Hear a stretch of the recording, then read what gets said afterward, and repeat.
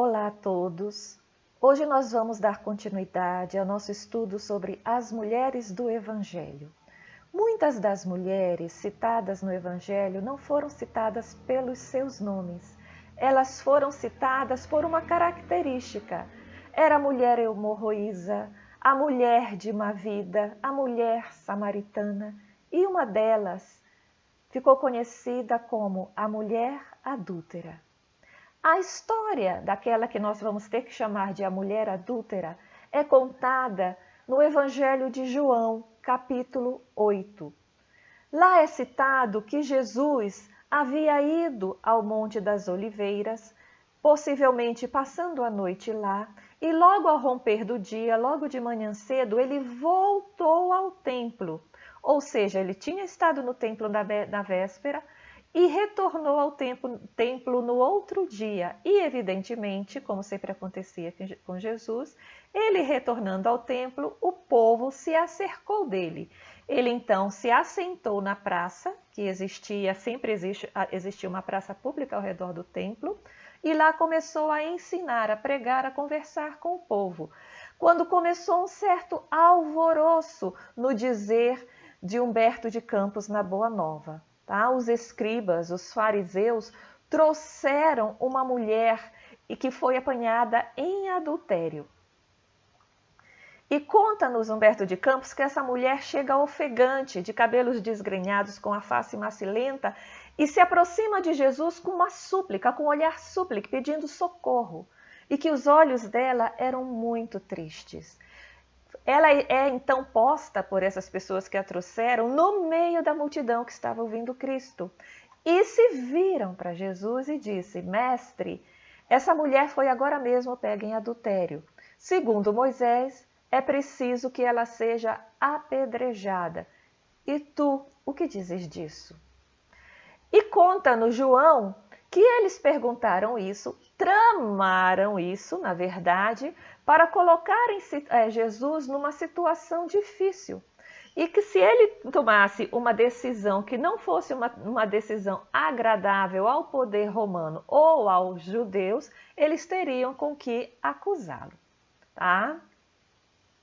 E aí a gente faz uma ressalva. Segundo o livro Deuteronômios, que faz parte da Torá, dos livros judeus, se um homem é pego em adultério com uma mulher que tenha marido, todos os dois deverão morrer. A mulher e o homem que é encontrado com ela. No caso, é colocado que ela tinha sido pega em adultério, de surpresa. Ou seja, ela estava com outro homem, mas apenas ela tinha sido trazida para ser apedrejada. O homem não. Não se fala que fim levou esse homem. Essa é uma ressalva. E tem uma coisa muito importante que acontecia naquela época. Aquela região da Palestina, ela estava sob domínio romano. E os judeus, na prática, não podiam mais usar das suas leis, como essas do Deuteronômio, as leis da Torá, e aplicá-la ao seu próprio povo. Pena capital, apenas quem podia aplicar, pena de morte no caso, apenas quem podia aplicar eram os governantes romanos.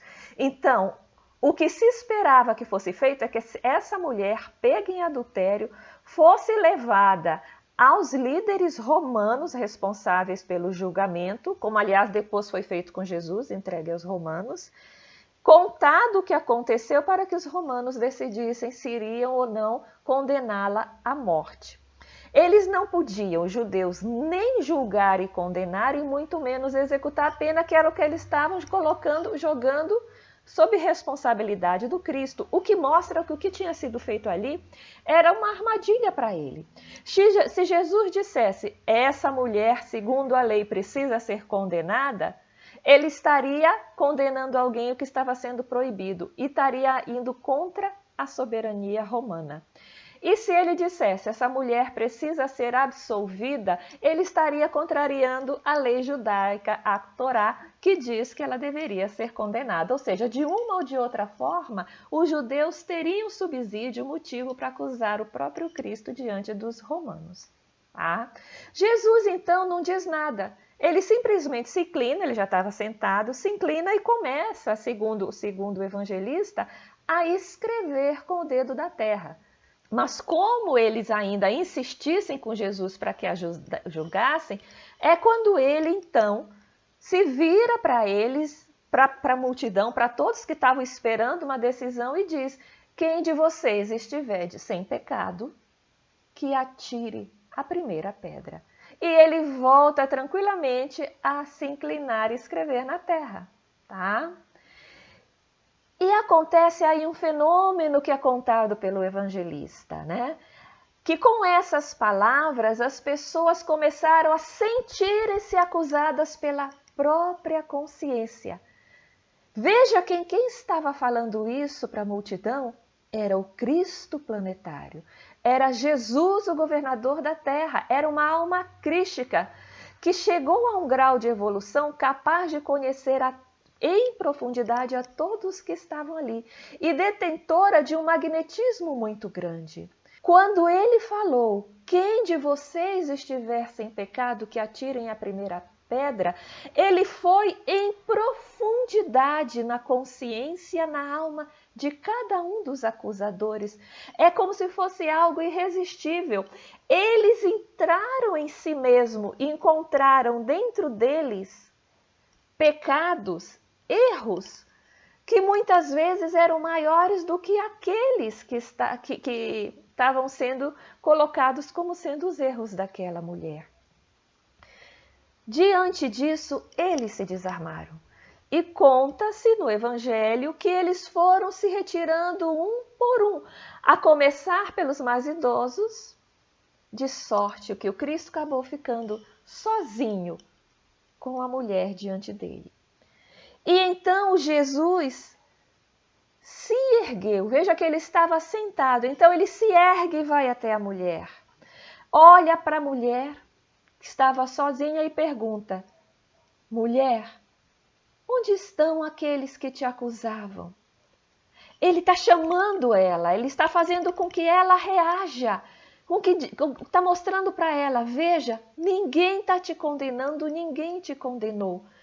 Diz Humberto de Campos que ela estava com um olhar de reconhecimento, ela não disse uma palavra, ela apenas chorava com um misto de gratidão e alegria. Vejam o sentimento que ela desenvolveu nesse momento: gratidão. A gratidão é o sentimento por excelência das almas que já possuem um grande amor dentro de si.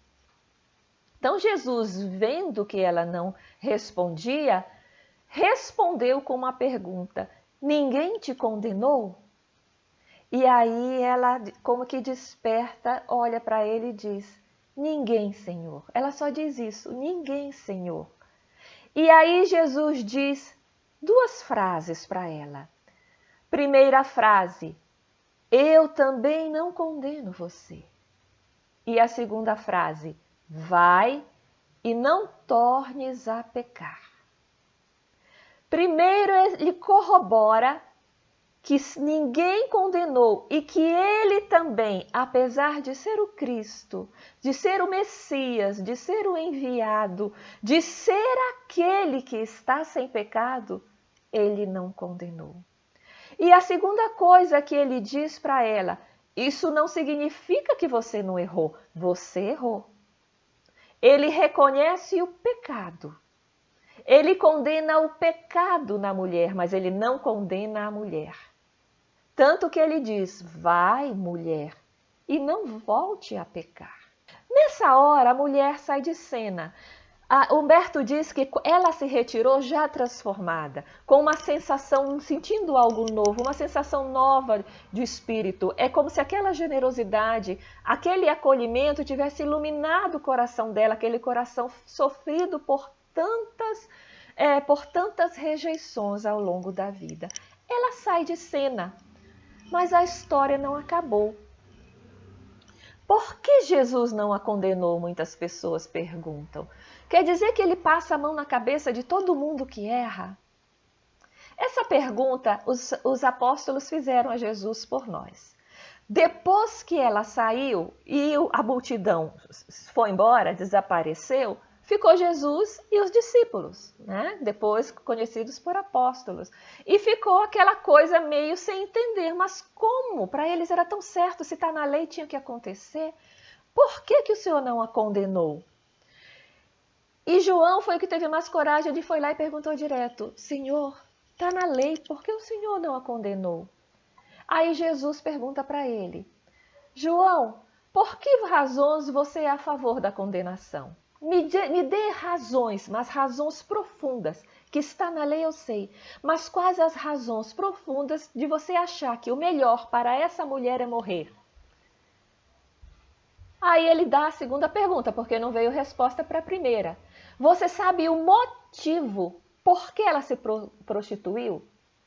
João, você sabe o que levou essa mulher a ter essa vida? Veja que Jesus fala em prostituir, o que mostra que ela não teve apenas um caso de traição, mas que existia uma constante numa situação de prostituição.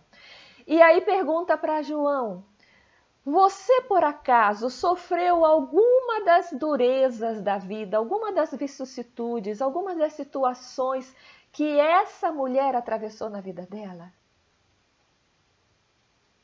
E aí, João calado, Jesus responde, João, você não sabe o vulto das necessidades, a quantidade das tentações que fizeram essa mulher cair, sucumbir no meio do caminho.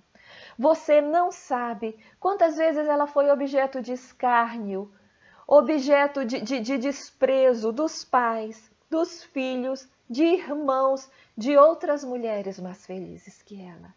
Você, João, de maneira nenhuma sabe o que essa mulher falou. O que Jesus faz aí?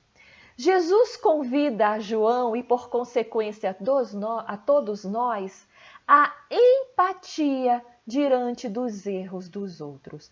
Empatia não significa passar a mão e concordar com o erro, mas tentar compreender o que levou o outro a errar, porque só assim a gente vai saber como ajudá-lo. O que é ser empático? É ser o outro, mas ser o outro com as suas experiências já vividas, para entender o motivo pelo qual aquela pessoa fez isso. Não é apenas dizer, fulana, se eu fosse tu, eu não teria feito isso.